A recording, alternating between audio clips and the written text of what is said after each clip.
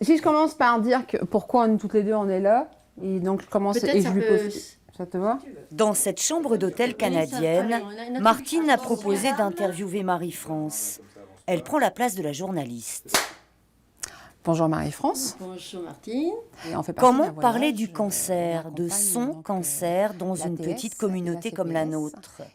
Serions-nous, journalistes locaux, trop pressés, trop proches peut-être, ou pas assez? Toi comme moi, on a vécu donc l'expérience du cancer du sein.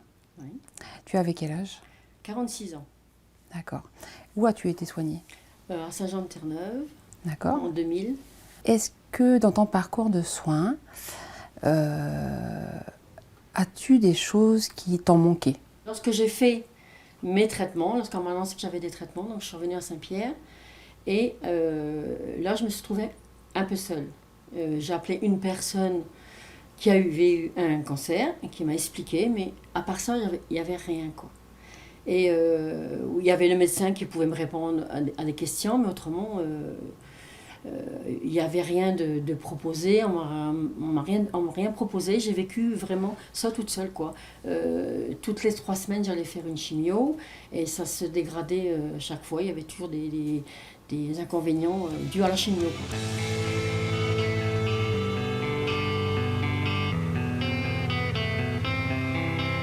En route pour Halifax, un groupe de 5 femmes amenées par Linda dans un projet inédit.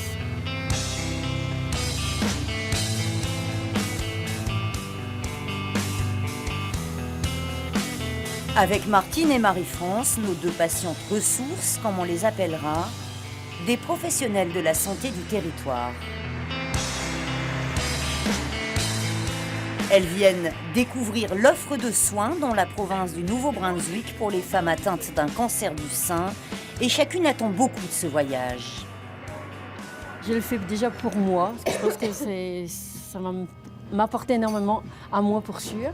Et j'espère aux autres personnes qui sont atteintes du cancer, ou même qui ont déjà eu un cancer, qui sont aussi renfermées chez elles et qui n'osent pas. Mais moi, ce que j'attends de cette semaine, c'est vraiment l'échange et le partage, aussi bien sur les pratiques professionnelles des acteurs du Nouveau-Brunswick, mais aussi bien sur le domaine associatif, mais aussi entre nous, parce on est tous issus de milieux différents, milieux professionnels.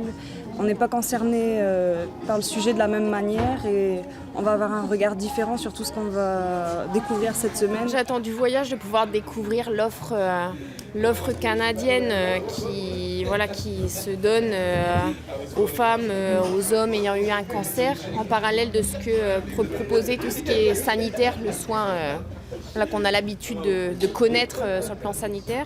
Quand on parle aussi de parcours de soins, comment est-ce que on navigue dans ce système. On va justement rencontrer des navigatrices en santé et de voir aussi ce mouvement plus communautaire. Moi, je suis très curieuse de savoir comment les Canadiens perçoivent toutes les problématiques autour du cancer, c'est-à-dire pendant, mais aussi après, avec l'image de soi. Donc, je parle essentiellement, c'est vrai, du cancer du sein, mais je pense que ça peut concerner aussi d'autres personnes et après tous les cancers. Donc, est-ce qu'ils ont relevé les mêmes problématiques? Est-ce qu'ils intègrent le patient aussi dans ce parcours de soins? Est-ce qu'il y a des patients experts, comme c'est en train de se développer aussi en métropole? Et puis, en tant que présidente de l'APS, on va réfléchir, nous, en 2019, à notre projet associatif. Donc, ça peut peut-être donner des idées sur ce qui peut être mis en place sur l'archipel.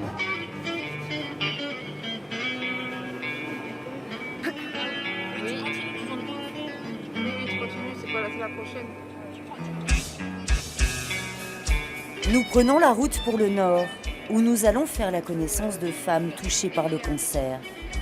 Elles se font appeler les survivantes. C'est le but attendu de notre voyage.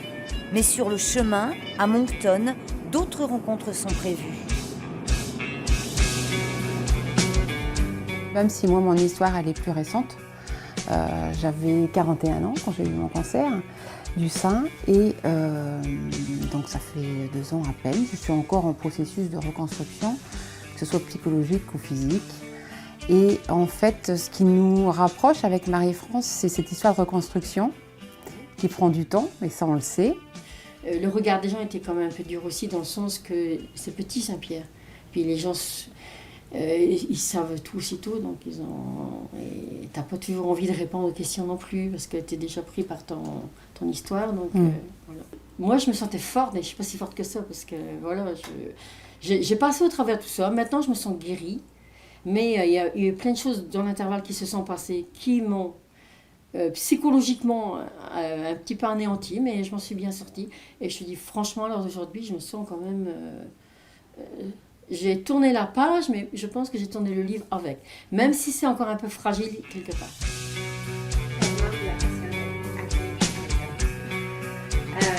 Quelques faits, et ça c'est global, le cancer du sein est le plus fréquent chez la femme. Au centre de la santé du sein à Moncton, on a travaillé pour réduire le temps entre le dépistage et le traitement. Nous, on a choisi d'y aller avec toutes les femmes pour avoir c'est systématique finalement, parce qu'il y a des choses qui ressemblent très anodines, qui finissent par être des cancers. Et pour les femmes, l'angoisse est la même si c'est un cancer ou si c'est une possibilité d'être une anomalie. On s'occupe d'elles, mais elles n'ont pas leur traitement de chimiothérapie et radiothérapie ici. Mais une fois qu'elles ont fini, parfois elles vont avoir besoin de voir l'infirmière navigatrice pour justement s'ajuster au retour au travail. Des fois, c'est le temps où est-ce qu'elles deviennent conscientes qu'elles viennent de passer quelque chose de très important dans leur vie. Ils ont été très occupés à s'occuper de la maladie et de son traitement. Mais là, ils réalisent que ça leur est arrivé. C'est très compliqué quand on se questionne comme ça sur notre corps, sur l'image qu'on en a et de ce qui va être après les interventions. Oui, c'est compliqué parce que ça touche, oui, féminité, maternité, sexualité. Et donc, on était assez jeunes, on l'est toujours, mais on était assez jeunes à l'annonce. Et c'est vrai que c'est des choses sur lesquelles on se questionne et il faut revoir ses priorités peut-être aussi. Savoir quelle image, le sein, qu'est-ce que ça représente pour nous, comment on peut se projeter dans l'avenir avec toutes ces modifications. Particularité du centre de santé du sein, la présence aux côtés des femmes d'une infirmière navigatrice. Oui, les femmes ont notre numéro de téléphone. Elles peuvent nous appeler. Notre rôle, nous, c'est de cheminer avec la patiente du début qu'elle se trouve une anomalie jusqu'au diagnostic et même suite au diagnostic, dépendant de qu'est-ce qu'on va trouver finalement. Ça fait qu'on va appeler la patiente, on va coordonner les rendez-vous, tous les tests qui sont à faire, mammo, ultrason, biopsie, IRM. On voit les patientes aussi en clinique avec le médecin. Des fois, on peut coordonner des rendez-vous en oncologie. Puis on répond au téléphone à toutes leurs questions. Quand on se marie, on regarde tous les diamants. Quand on se marie, on regarde tous les toits. Mais qui va aller voir si on a un cancer? Exactement. C'est un rôle particulier qui est encore différent du nôtre. Elles ont la possibilité, comme le nom l'indique, de naviguer et d'orienter un peu le parcours de soins. C'est vrai qu'à Saint-Pierre, ce serait moins applicable parce que le parcours ne se fait pas entièrement à Saint-Pierre. Tout ne dépend pas de nous, mais je pense qu'il y a des choses bénéfiques à en tirer.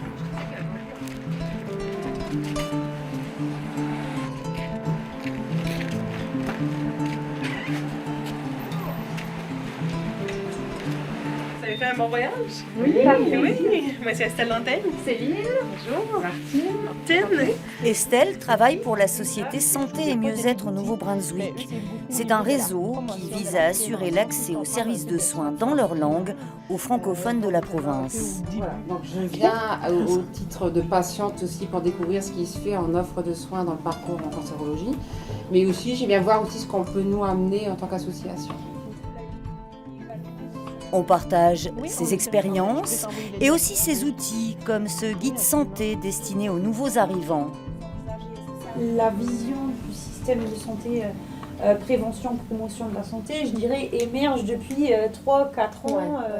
Parce qu'avant, quand vous parliez cancer, c'était presque, ils avaient peur que ça leur saute dessus, quoi. C'était vraiment tabou, quoi. Maintenant, la chimio se fait sur Saint-Pierre, il y a comme beaucoup plus de choses, mais l'accompagnement il n'y a rien encore. Il y a encore des mains. Il y a des infirmières qui vont se former, donc je trouve que ça va vraiment, vraiment apporter. Moi, j'espère que ça apporte quelque chose de positif pour les personnes à venir. Parce que moi, je rencontre des gens qui ont des cancers, ils sont chez eux, ils sont un peu en retrait, ils n'osent pas trop sortir.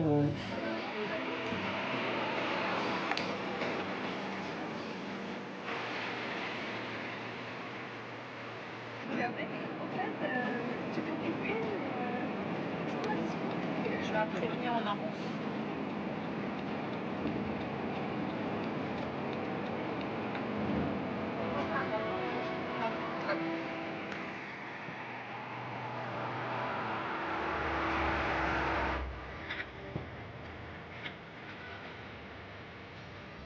Je fais beaucoup de sport. Là, j'ai ma fille qui m'a offert un paddle pour Noël et je pensais pas à l'âge que j'ai arrivé à monter sur un paddle et franchement, je me régale, quoi. Et je fais de la marche dans l'eau, et je fais de la marche nordique, je fais plein de choses, mais c'est peut-être beaucoup, les gens pensent peut-être que c'est beaucoup, mais c'est ma force, le sport c'est ma force. C'est salvateur, l'activité physique finalement, pour le côté psychologique, mais aussi pour le côté physique. Parce qu'il y a toute une partie en fait dans le traitement qui est commun quand même, c'est la gestion de la fatigue. Il y a une très grosse fatigue dès l'annonce en fait du cancer qui s'installe parce qu'elle est d'origine psychologique et physique, il y a les deux. Salut. Merci. Un plaisir. À Caraquette, ce sont les élèves infirmiers de Chipagan qui accueillent notre petite délégation avec ce qu'on appelle ici une clinique de la santé. Est-ce que vous savez qu'est-ce qu'est le guide alimentaire canadien? Non. Non. J'enlève mon veste peut-être? Ça me fait penser à ce qui est pratiqué dans les centres d'examen de santé en fait en France métropolitaine. Et c'est intéressant de voir comment c'est pratiqué au Canada sur des futurs soignants aussi, du coup de prendre leur expertise. Puis sur un point de vue nutrition aussi, où on est assez impliqué au niveau prévention nutritionnelle, c'est intéressant de prendre les conseils de jeunes professionnels, notamment sur les guides canadiens en santé. Des idées à piocher peut-être? Oui, même peut-être l'intégralité de l'examen de santé comme il peut être fait là, ça me donne plein d'idées. Des cliniques gratuites. Fait que, dépendamment de la température, habituellement, ils vont venir. On a souvent une 50aine de personnes par clinique qui se font évaluer. C'est certain qu'on a nos difficultés. Là. On entend beaucoup parler de la pénurie d'infirmières. Fait qu'on a une relève qui s'en vient, mais en général, on a quand même on a un bon accès à nos soins de santé. J'ai jamais rien demandé à personne parce que je pensais que c'était comme ça, quoi. Tu avais ton cancer, tu faisais tes traitements et après tu te débrouillais. Bon, il y a l'entourage de la famille un peu autour, mais c'est pas assez parce qu'ils ne comprennent pas toujours. Et par contre, au bout de 2 ans et demi, à force de garder tout pour moi et d'essayer j'ai quand même... je me suis levée un matin, j'avais les larmes qui me coulaient, j'ai dit « Oh, Marie-France, il faut faire quelque chose ». Je me pose toujours la question du témoignage. C'est quoi l'intérêt de témoigner? À part, mon souhait en tout cas, c'est que ça libère la parole. Déjà, que les gens ne restent pas confinés chez eux avec leur douleur ou leur mal-être.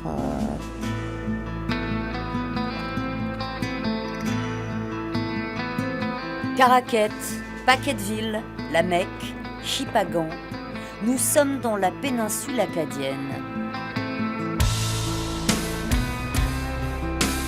L'histoire et l'isolement de cette région francophone renforcent le sentiment d'appartenance à une communauté. Les Acadiens se sont battus et se battent encore pour garder leur identité. Il me fait plaisir, à titre de nouvelle présidente, de vous souhaiter la bienvenue parmi nous et surtout chez nous en Acadie. Ce soir, c'est un repas de fête que nous offrent ces dames de l'association Action Revivre. Une association créée à Caraquette, elle fête ses 15 ans et a aidé près de 300 femmes. Comment justement aborder les femmes? Je sais, justement par la rumeur, je sais qu'il y a des femmes qui sont touchées et je ne veux pas non plus être intrusive, donc je ne veux pas aller... Voilà. Comment on rentre en contact avec les femmes nouvellement diagnostiquées? Bien, on vit dans des petites régions, c'est du bouche à oreille. On ne va jamais chez une nouvelle personne touchée par un cancer du sein sans y être invité ou sans se faire introduire.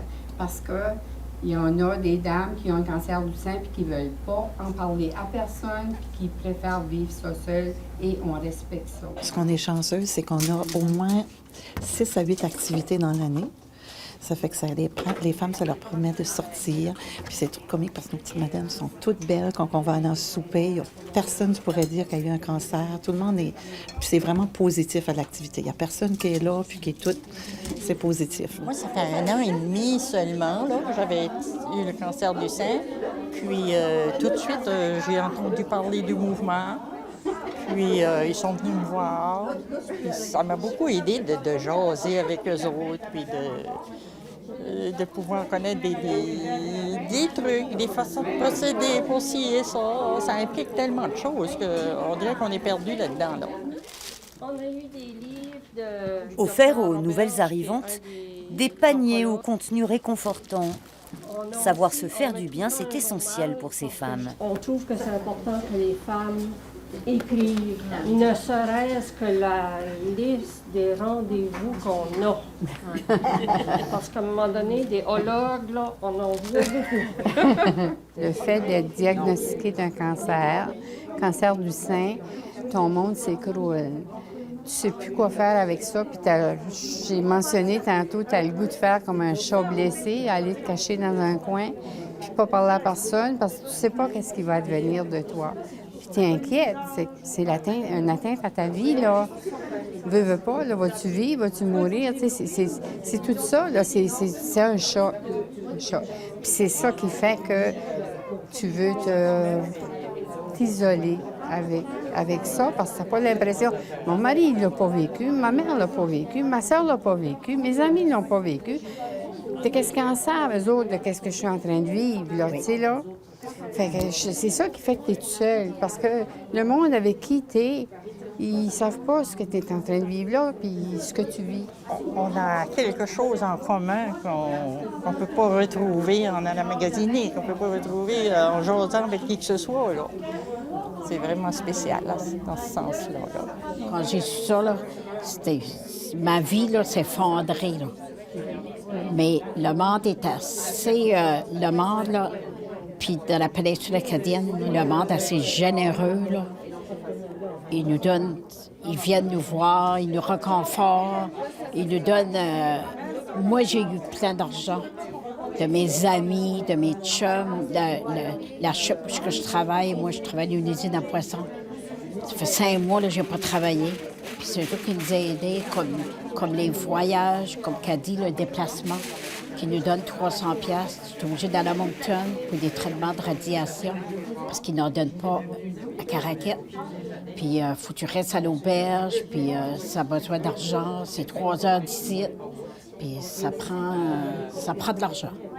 Tu sais, puis eux autres, ils nous ont aidés, ils nous appellent. C'est un beau groupe. Quand on m'a diagnostiqué d'un cancer du sein, là, c'est un choc, tu es dans le bureau du médecin puis tu annonces ça.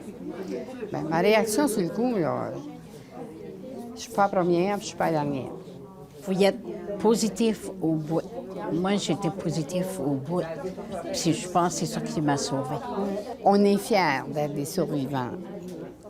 Puis on est fiers de dire aux femmes qui sont touchées par la maladie, vous allez être des survivantes, on va vous accompagner, on va vous aider à passer à travers. Ça marche pas.